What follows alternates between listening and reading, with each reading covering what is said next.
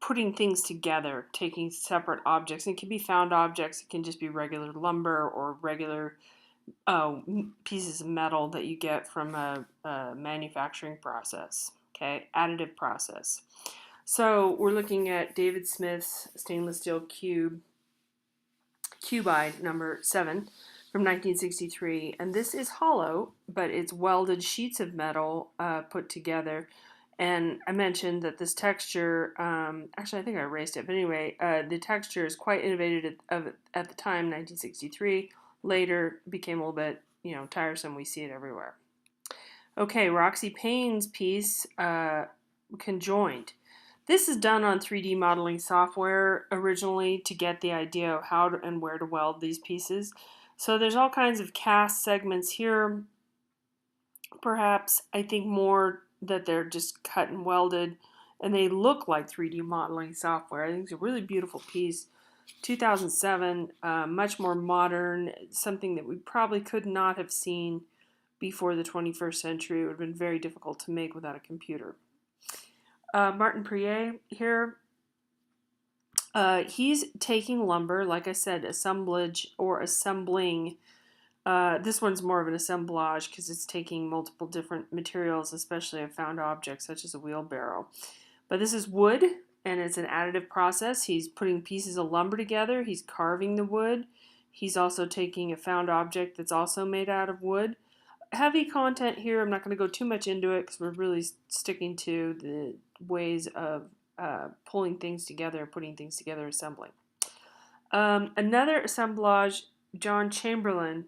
This is from the MoCA Museum in Los Angeles, Museum of Contemporary Art. John Chamberlain would take objects that were thrown out, much like if you think about Picasso and collage. Picasso and Braque are taking pieces of newspaper that are thrown away because there's so much of it and there's so much advertising and paper and so on. They're gluing it together and it's a two-dimensional piece. It's a flat collage, right? Romare Bearden and is the same thing.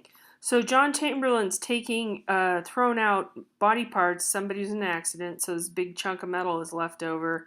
A lot of these are bumpers and different panels of the car. Really amazing. And then he crushes it together even further, creating a sculpture.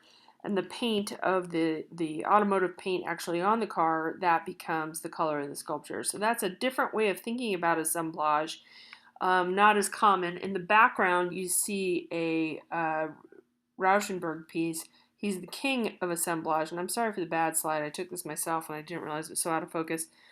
1954, assemblage was really, that word was created for him. At least that's what I understand. And he's taking paintings. He starts to collage up here. And then he starts to get three-dimensional. And often he's using like taxidermy. He's using mirrors. He's using pieces of furniture, all kinds of things in here. Oh yeah, this one has a chicken, taxidermy chicken in here. Really fascinating piece. So the last part of sculpture in the book, well actually there's two more parts, the human figure. That's really what most sculpture really consisted of up until probably the 20th century. But it's usually a bronze cast of a figure. That's what we see a lot. Contrapposto is a really good term to know. It's something that, and I'm going to show it. When you're looking at a Roman copy of a Greek statue, okay, so this probably was a Greek bronze and then a Roman sculpture, which is casting. A Roman sculptor used a subtractive method on stone and recreated this piece. The Romans copied the Greeks a lot.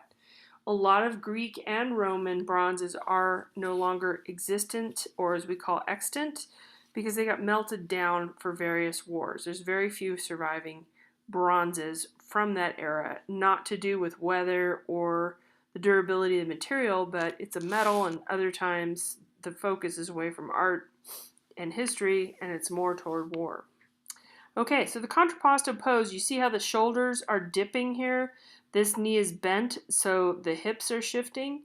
So that is really important to know about. It comes about quite a bit in figurative sculpture primarily in the Renaissance and in the Greek and Roman era.